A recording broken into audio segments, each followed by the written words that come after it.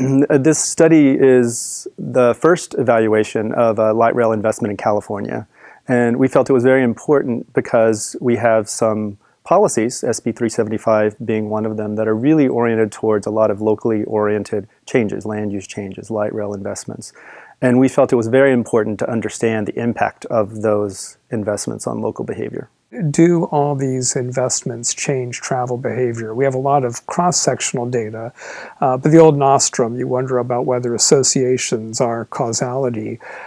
So we thought this was an excellent idea to use classic experimental methods to understand what the rail transit really was doing.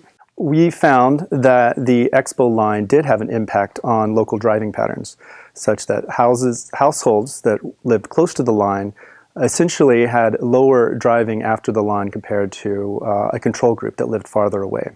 The most interesting thing that we found was that when we look at the experimental group who lived within a half mile of the station relative to the control group, which lived beyond a half mile, the before construction, after construction change in household miles driven was a reduction of about 10 miles per household per day. So now that is experimental versus control group, but that's a big reduction. So in terms of next steps, we hope to continue this type of work around looking at the impacts of these types of investments on local behavior. But we think that putting in a light rail is just one part of a larger type of change and process that needs to happen in terms of residential location choices as well as local land use changes that will happen over time.